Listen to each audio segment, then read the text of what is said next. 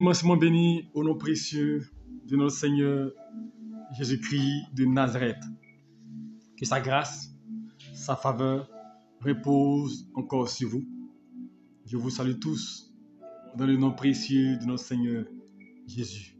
Encore très honoré, très heureux d'être parmi vous afin de pouvoir partager sa parole. Que sa grâce inonde vos vies. Sois béni, maman Dominique, sois béni, mon Dieu, merci. Que la paix de Dieu repose sur vos vies. Que le Seigneur vous bénisse abondamment. Je prie que le Dieu de gloire, Dieu de grâce se souvienne de vous. Sois béni, Hippolyte, non. Que la paix de Dieu soit avec toi. Sois béni, maman Reine. Sois béni, Annick, Agomian. Que la grâce de Dieu soit avec toi. Et que le Seigneur se souvienne de vos sujets de prière. Nous allons prier ensemble, prier le Seigneur et lui confier cet instant pour qu'il vienne prendre le contrôle, nous garder. Nous voulons te bénir, notre Dieu, notre Père, et te dire merci. Merci pour la vie. Merci pour la grâce. Merci pour tes bienfaits. Merci pour ta bonté. Merci pour tes merveilles. Merci, Seigneur Jésus-Christ, pour tout ce que tu fais pour nous, malgré nos imperfections, malgré nos manquements. Tu nous tends toujours la main pour nous restaurer. Alors je veux te dire merci encore pour la vie de chacun d'entre nous et demander ton assistance, demander ton secours. Viens nous conduire en cette soirée, viens nous parler à travers ta parole. Que ta parole puisse nous éclairer au nom de Jésus-Christ. Que toute action, toute œuvre qui voudrait se lever contre ce moment soit vouée à l'échec. Tout ce qui est distraction s'éloigne de ce moment, mais que ton règne vienne nous conduire et nous guider. Au nom de Jésus-Christ, béni est ton nom. Sois magnifié au pour des cieux. Je te rends hommage encore. Je te dédie ce moment pour le contrôle. Au nom de Jésus-Christ, Amen. Que Dieu nous bénisse. Que sa grâce repose sur chacun d'entre nous. Alléluia. Soyez bénis, soyez bénis, maman Nina. Soyez bénis, maman Gigi. Que le Seigneur vous garde, soyez bénis, Daniel. Que le Saint-Esprit se souvienne de vous, de vos différentes positions, de vos différents pays. Que la grâce de Dieu repose sur chacun d'entre vous. Soyez bénis, ma fille Emmanuela. Je prie que le Dieu de gloire se souvienne de vous et qu'il pourvoie à tous vos besoins, que vous ne soyez point dans un manquement. Alléluia. Et vous rassurez que notre Dieu est un Dieu fidèle, un Dieu qui n'abandonne pas, un Dieu qui protège, un Dieu qui garde. Que Dieu vous bénisse. Nous continuons notre thème, Alléluia. Depuis lundi, nous sommes en train d'enseigner sur Soyez un modèle. Alléluia. Et demain, nous ferons le rappel de tous ces messages-là et nous allons conclure. Aujourd'hui encore, nous verrons Sois un modèle en foi et en pureté. Sois un modèle en foi et en pureté. Alléluia. C'était l'exigence de Paul à Timothée. Et on va lire notre passage de base dans 1 Timothée 4, 12. Il disait à Paul, à Pierre, à Timothée plutôt, il dit que personne ne méprise ta jeunesse, mais sois un modèle pour les fidèles, en parole, en conduite, en charité, en foi et en pureté. Et depuis lundi, nous avons vu les différents éléments. Aujourd'hui, nous allons conclure avec en foi et en pureté. Alléluia. L'apôtre Paul indiquait à Timothée la marche à suivre. Pour que Timothée puisse recevoir l'agrément de Dieu. Pour que Timothée puisse recevoir l'approbation de Dieu. Et qu'il soit un instrument afin qu'à travers lui, des personnes puissent s'identifier et puissent suivre Dieu. Il dit soit un modèle. Et ce modèle-là doit se traduire de différents éléments. Alléluia. Et nous avons vu cela. Et aujourd'hui, il parle de foi. Soit un modèle en foi et en pureté. Alléluia. En foi et en pureté. Alléluia. La foi est essentielle dans la marche chrétienne. Parce que sans la foi, nul ne peut s'approcher de Dieu. Sans la foi, nul ne peut agréer par Dieu. Sans la foi, nul ne peut recevoir de Dieu une chose quelconque. Alléluia.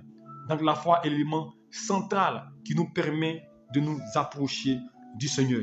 Alors à cet effet, pour voir cet élément-là, soit un modèle en foi, nous allons voir Hébreux chapitre 11, qui est le livre qui parle plus de la foi.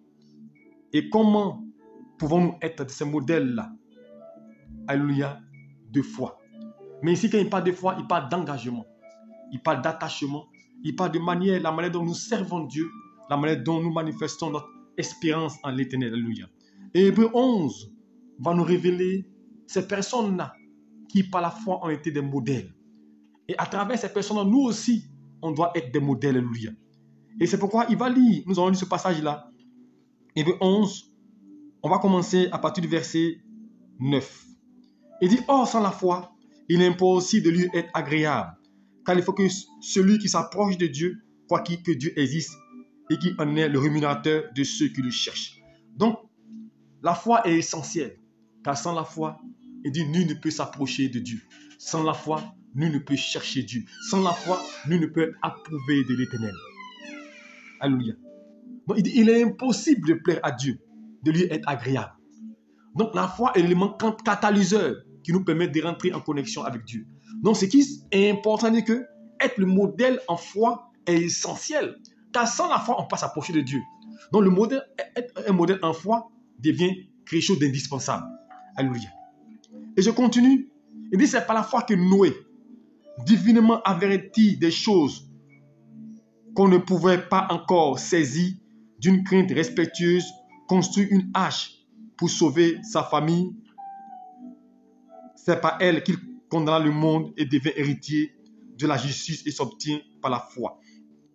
C'est par la foi qu'Abraham, lors de sa vocation, obéit et partit pour un lieu qu'il devait recevoir en héritage et qu'il partit sans savoir où il allait. C'est par la foi qu'il vint s'établir dans la terre promise comme dans une terre étrangère, habitant sous des tentes, ainsi qu'Isaac, Jacob, les cohéritiers de la même promesse, car il attendait la cité qui a de solides fondements, seul dont Dieu est l'architecte et le constructeur. C'est par la foi que Sarah elle-même, malgré son âge avancé, fut capable d'avoir une postérité parce qu'elle crut à la fidélité de celui qui avait fait la promesse. C'est par la foi. C'est pourquoi d'un seul homme, déjà usé de corps, naquit une postérité nombreuse, comme les étoiles du ciel, comme le sable qui est sous le bord de la mer et qu'on ne peut compter. J'aimerais m'arrêter là pour l'instant. Donc ici, Hébreu va nous révéler des personnes qui par la foi ont marqué l'histoire de l'humanité. Et ils ont été un modèle dans la foi. Dans la foi, quand on parle de Noé, il était attaché à la saine doctrine. Noé croyait en Dieu. Imaginez-vous un peu, vous entendez un Dieu qui vous dit, le monde va être détruit. Il pouvait ne pas croire. Et en cette période-là, quand Dieu dit qu'il va envoyer le déluge, il va envoyer l'eau pour pouvoir inonder la ville. Imaginez-vous qu'à la période-là, l'eau, il ne pleuvait pas du ciel. L'eau sortait du sol. Donc, lorsque on a l'habitude de voir l'eau sortir du sol et qu'on vient nous dire qu'il va pleuvoir de l'eau, imaginez-vous, ces personnes-là, qu'est-ce qu'ils peuvent penser? Noé, tu dois être fou, Noé. Noé, est-ce que tu es sûr que Dieu t'a parlé? Alléluia. Noé, est-ce que tu es sûr que Dieu est avec toi? Mais Noé a cru en ce qu'il avait entendu. Par sa foi, il a sauvé sa famille. Il a été un modèle pour sauver sa famille. Et ceux qui ont cru en lui sont entrés dans l'arche. Et ils ont été sauvés.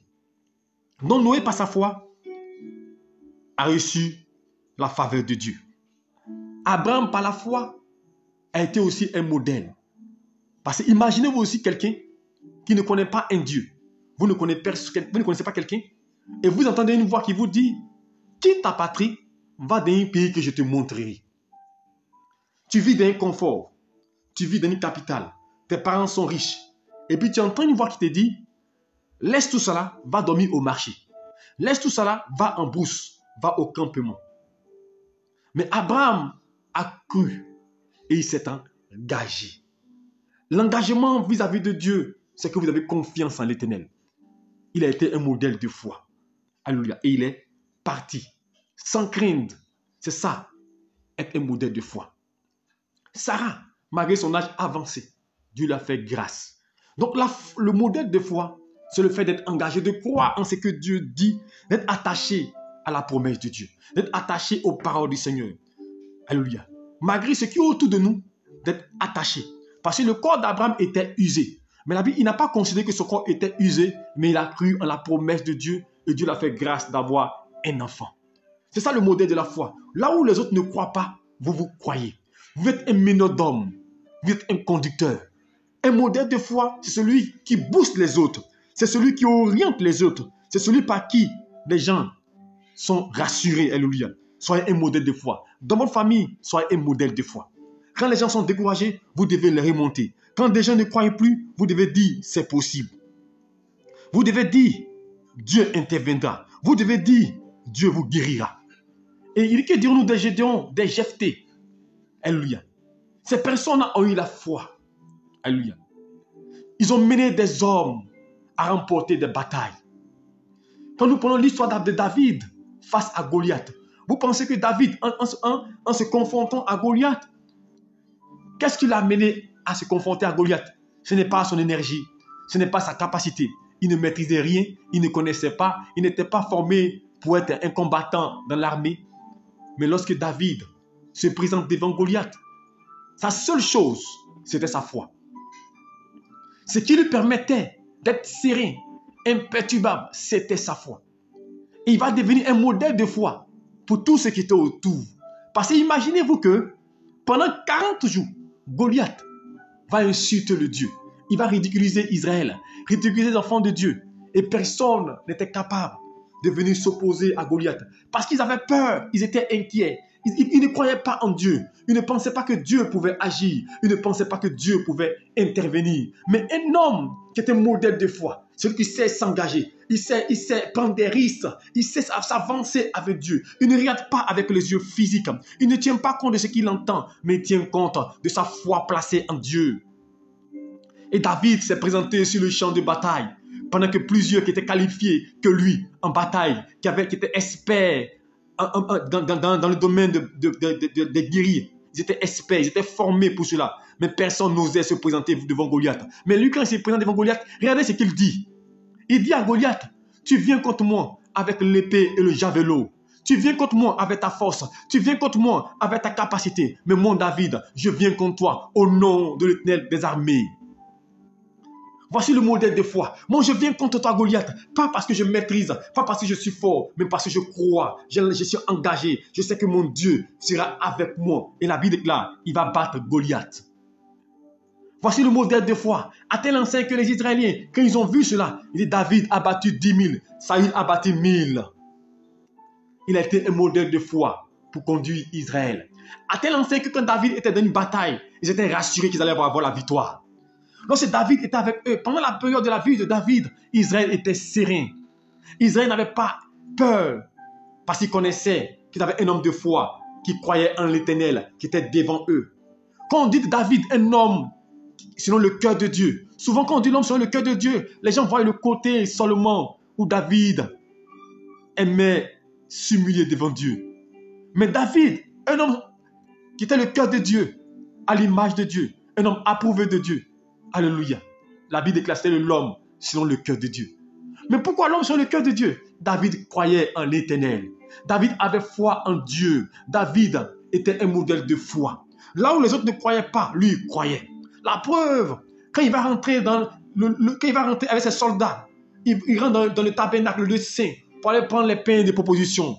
Et que le sacrificateur lui dit qu'il n'a pas le droit d'y rentrer. David va lui répondre que cela est destiné aux hommes. Il n'avait pas peur de subir le courroux de Dieu. Est-ce que vous comprenez? Il rentre dans le lieu saint pour aller prendre les pains de proposition parce qu'il avait foi en l'Éternel.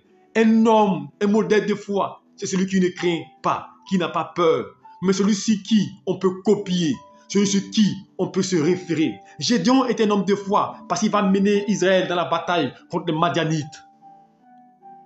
Alléluia. Nous devons être des hommes de foi. On nous parle de Jephthé. On nous parle d'Abraham. On nous parle des gens qui, par la foi, n'ont pas obtenu les promesses, mais ils sont restés attachés à Dieu. Alléluia. Je vais vous lire ce passage-là, qui souvent m'a interpellé. Alléluia. Hébreux chapitre 11, verset 13-14, par là. Voici des gens qui ont eu la foi. Écoutez bien. On dit, c'est dans la foi, Hébreux 14, 11, 13, c'est dans la foi qu'ils sont tous morts. Écoutez bien, c'est dans la foi qu'ils sont tous morts sans avoir obtenu les choses promises. Ils les ont vus et salués de loin, reconnaissant qu'ils étaient étrangers et voyageurs sur la terre.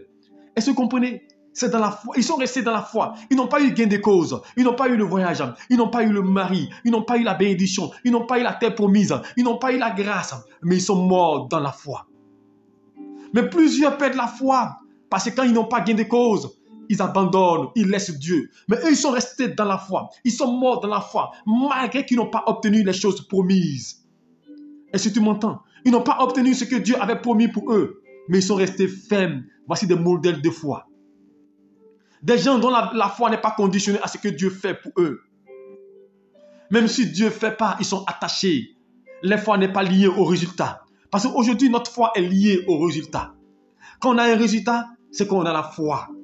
Mais on peut ne pas avoir de résultat. Et puis on dit, je crois en Dieu. Parce que la Bible déclare, ils n'ont pas obtenu des choses promises. Ils les ont vus saluer de loin. Ils sont morts sans avoir obtenu les choses promises. Ils ont reconnu qu'ils étaient étrangers et voyageurs sur la terre. Ils sont tous morts dans la foi, sans avoir obtenu les choses promises. Chrétien, un modèle de foi, ce n'est pas celui qui dit, Seigneur, si tu ne me bénis pas, je ne te servirai pas. Quoi que on dit, Seigneur, quoi que tu fasses ou pas, je serai attaché à toi. La foi de ces derniers temps, la foi de l'Église d'aujourd'hui, c'est la foi qui est liée au résultat. On dit, j'ai la foi, mais ce n'est pas une foi. Quand on ne voit rien à l'horizon, on abandonne. Quand on va à l'église 1 an, 2 ans, 3 ans, qu'on ne voit rien, on change de voie. Mais la foi n'est pas liée. Seigneur, même si tu ne fais pas, je crois en toi. Voici le modèle de foi. Regardez Paul. Partout Paul partait, on le frappait, on le chicotait. Mais malgré cela, la vie de Paul était attachée à Dieu. Paul avait une écharpe dans le dos, une maladie dans le dos. Il dit, il a prié 3 fois Dieu de le guérir. Dieu ne l'a pas fait. Mais ça n'a pas changé la foi de Paul. Paul est resté attaché à Dieu. Malgré qu'il avait mal dans le dos. Malgré qu'il souffrait de mal. Chrétien, c'est parce qu'on n'a pas une grâce, on n'a pas une opportunité que Dieu n'agit pas. Est-ce que vous comprenez? La foi, c'est de rester serein. C'est l'engagement, l'attachement à Dieu. Quoi qu'il arrive, quoi qu'il advienne. Être attaché à Dieu. Comme Abednego, Shadrach, Meshach, dont je vais parler hier. Notre Dieu peut nous délivrer. Même s'il ne le fait pas, nous ne nous posterons pas. C'est ça la foi. Dieu peut me donner un enfant. Dieu peut me donner un travail. Dieu peut me donner un mari. Dieu peut me donner une évolution, une croissance, une stabilité. Dieu peut me faire voyager. Même s'il ne le fait pas, je serai toujours attaché à Dieu. Est-ce que nous pouvons prier comme ça? Est-ce que nous pouvons prier comme ça? Dieu peut tout me donner. Même s'il ne me donne pas, je suis toujours attaché à l'Éternel, attaché à Dieu.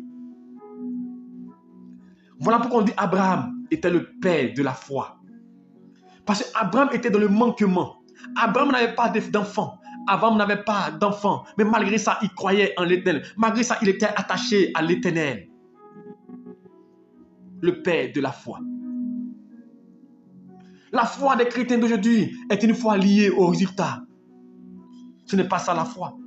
Jésus a dit à Thomas, heureux ceux qui ont cru sans avoir vu. Parce que tu as cru. Parce que tu as vu, tu crois. Il dit à Thomas, parce que tu as cru. Parce que tu as vu plutôt, tu crois. Nous sommes nombreux comme ça. Parce que nous voyons, nous croyons. Ce n'est pas ça la foi. Parce que nous voyons un déroulé. Parce que nous voyons une œuvre. Parce que nous voyons quelque chose se passer. Nous croyons. Mais Jésus dit à Thomas, heureux ceux qui ont cru sans avoir vu. Je ne vois rien, mais je crois. Je ne vois pas de bonnes nouvelles. Je ne vois pas de grâce. Je ne vois pas d'avancée. Je ne vois pas de croissance. Je ne vois pas de stabilité. Je ne vois pas de changement. Mais je crois que Dieu est là. Je ne sens pas Dieu. Je ne sens pas la présence. Je n'ai pas d'émotion. Je n'ai pas de ressentiment. Mais je sais que mon Dieu est là. C'est ça la foi. Je n'ai pas besoin de sentir. Je n'ai pas besoin de ressentir. Mais ma foi me dit qu'il est là, qu'il existe. Sois un modèle de foi. Un modèle de foi. Quelqu'un qu'on peut suivre, quelqu'un qu'on peut orienter. Vous savez, dans la foi, il y a 2 catégories de personnes. Il y a ceux qui auront la foi et qui n'auront pas l'accomplissement. Est-ce que vous comprenez? Ce n'est pas moi qui le dis, c'est la Bible qui le dit. Hébreux 11, verset 13. Il y a des gens qui auront la foi, mais n'obtiendront pas le miracle. Il faut le prêcher aux gens pour qu'ils le comprennent. Des gens auront la foi. Mais il écrit ici, je le reprends ce verset.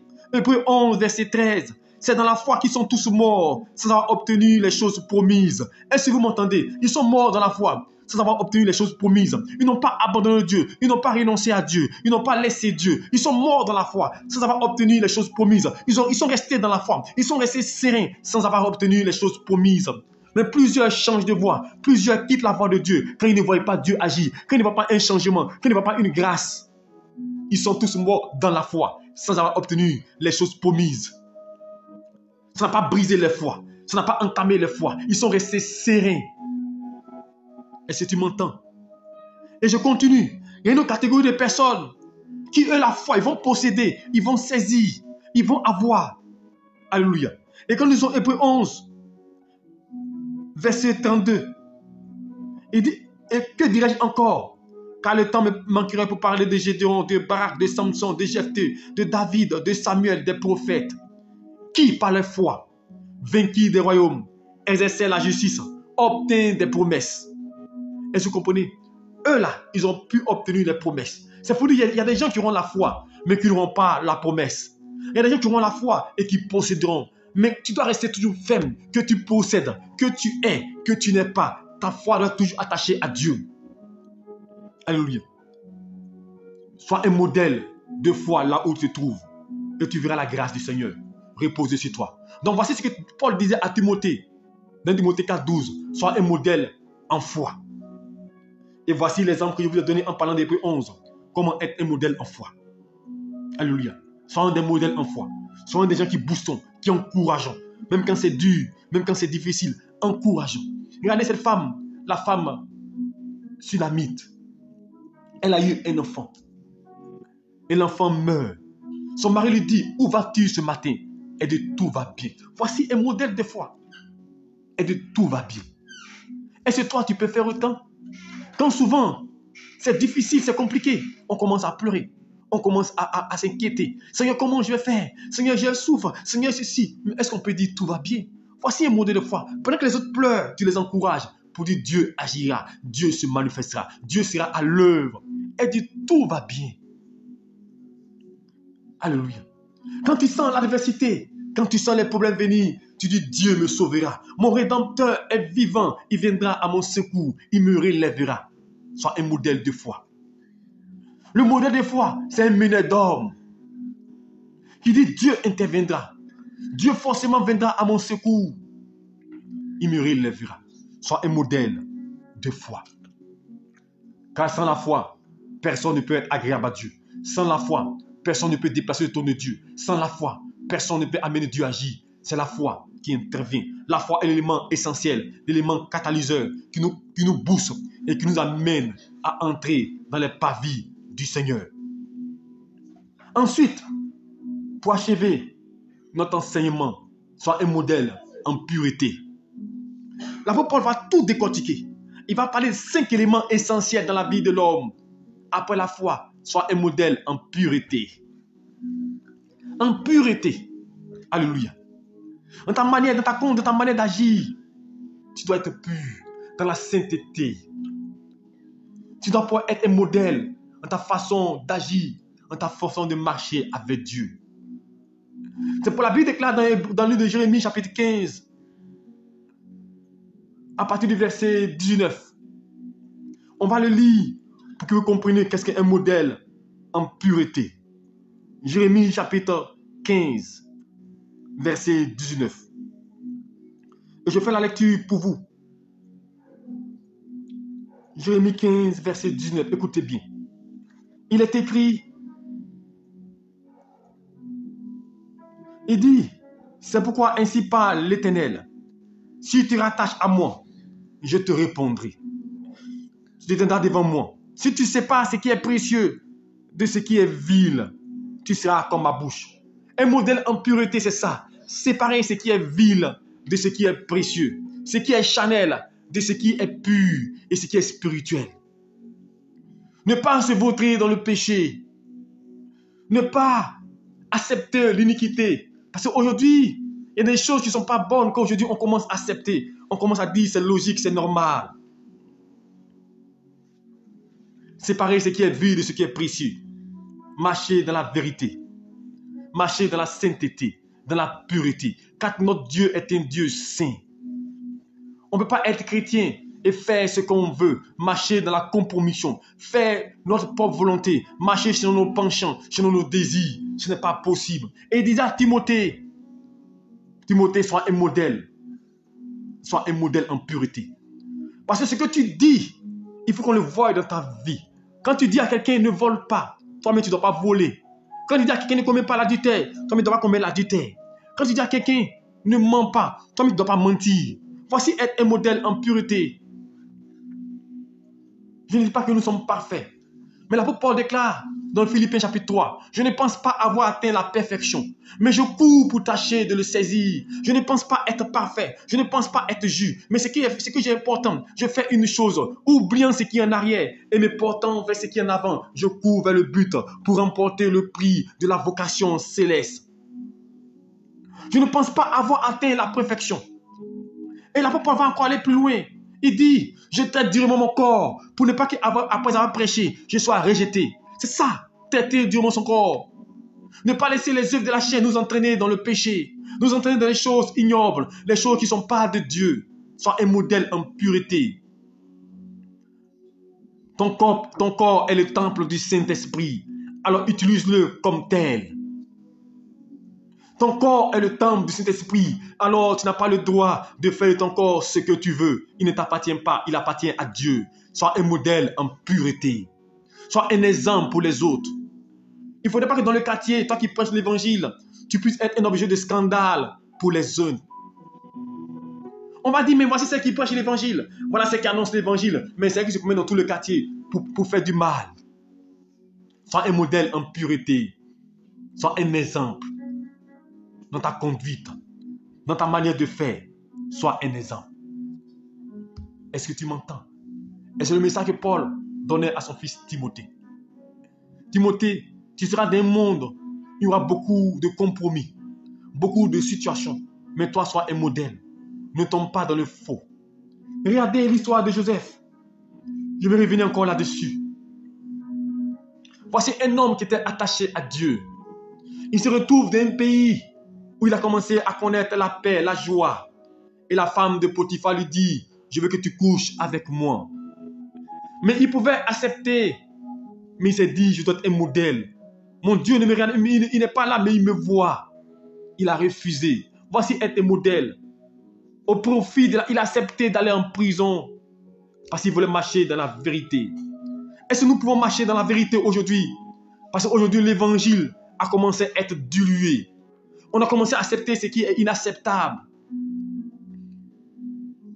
Aujourd'hui, les gens s'habillent comme ils veulent pour aller à l'église. Et on dit non, c'est normal. Non, c'est pas grave. Dieu, c'est dans le cœur. Mais le cœur apparaît sur tout l'être. Ce qui est dans le cœur doit transparaître sur le corps. Sois un modèle en pureté. Dans ton langage, sois un modèle en pureté. Qu'est-ce que tu sors de ta bouche? Des insanités, des méchancetés. Sois un modèle en pureté dans ton langage. Sois un modèle en pureté dans ta conduite. Sois un modèle en pureté dans ton amour. En pureté dans ta foi. La pureté, c'est ce qui amène la présence de Dieu. Est-ce que vous comprenez? La pureté, c'est ce qui fait descendre la présence de Dieu.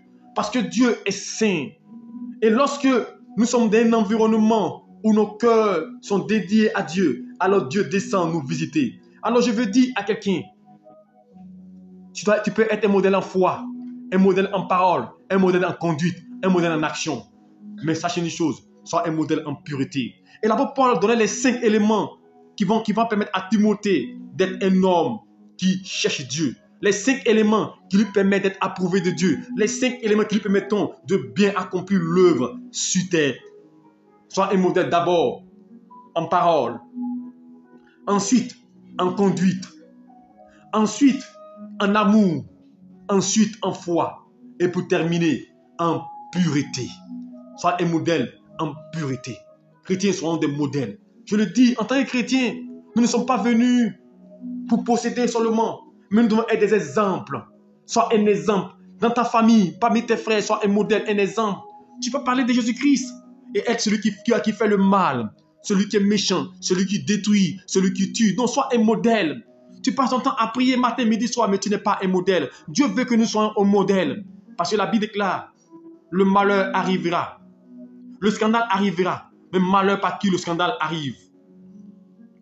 Ne sois pas celui par qui le scandale arrive. Sois un modèle. Sois un David. Sois un Samson.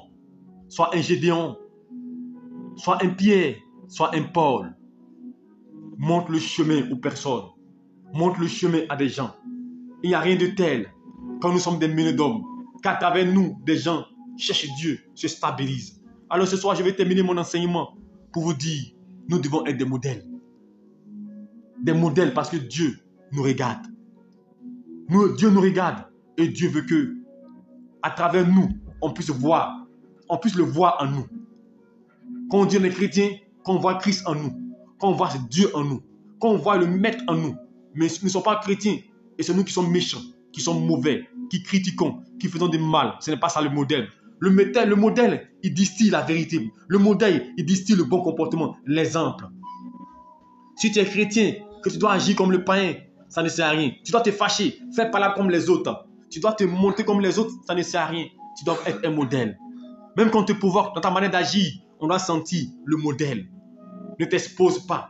Parce que toi, tu représentes Christ. Donc ce que tu fais impacte négativement tout le monde. Donc il faut te dire une chose. Tu n'es plus une personne ordinaire. Parce que ce que tu fais là, on va dire, voici elle est chrétienne. Voici il est enfant de Dieu. Donc pour dire le monde te regarde. Donc pour te dire que tu dois faire attention à ta marche, attention à ta vie, attention à ta manière de faire. Parce que le monde te regarde. Et le monde veut voir Dieu dans ta vie. Le monde veut suivre Dieu à travers toi. Le monde veut chercher Dieu à travers toi. Si aujourd'hui des gens ne vont pas à l'église, si aujourd'hui des gens sont déçus, c'est parce qu'ils ne voient pas les chrétiens comme des modèles. Nous prêchons, mais nos vies ne sont pas en adéquation avec ce que nous disons. Nous devons être des modèles, des exemples à tout niveau de nos vies. Et c'est en cela que nous verrons la grâce de Dieu. Que le Seigneur vous bénisse. Que sa grâce repose sur nous. Soyez honnêtes. Soyez humbles. Alléluia. Soyez des gens d'une probité. Alléluia. Excellente. Des gens qu'on ne veut pas amener dans le faux. Qui sont sereins. Qui sont imperturbables. Qui ne tombent pas dans le compromis. Soyez attachés à Dieu. Et Dieu vous bénira. Séparez ce qui est vil de ce qui est précieux. Et le Seigneur vous approuvera. Que la grâce de Dieu, que la puissance du Saint-Esprit vous couvre et vous protège. Seigneur, je vais bénir ton nom pour tes enfants. Je vais te dire merci pour ta grâce. Je vais te dire merci pour ta parole. Seigneur, nous sommes des hommes. Aide-nous à être des modèles. Aide-nous à être des exemples. Car sans toi, nous ne pouvons rien faire. Paul dit, dans ma chair, j'ai la volonté, mais non le pouvoir de faire le bien. Alors que ton esprit nous conduise, nous aide à marcher dans tes pas et à suivre ton chemin. Bénis mon frère, bénis ma soeur, couvre-la par ton manteau protecteur. Je te recommande sa nuit, veille sa nuit et que son sommeil soit doux et paisible et que ta grâce l'accompagne au nom de Jésus-Christ. Amen. Que la grâce de Dieu le Père soit avec vous et que le Seigneur vous guide.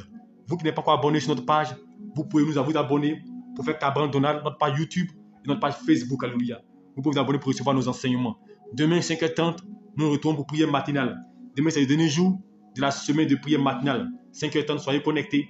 Et demain, 20h30, nous allons rappeler l'enseignement de depuis lundi et conclure par une prédication. Que Dieu vous bénisse et qu'il vous garde. Shalom à vous et bonne nuit.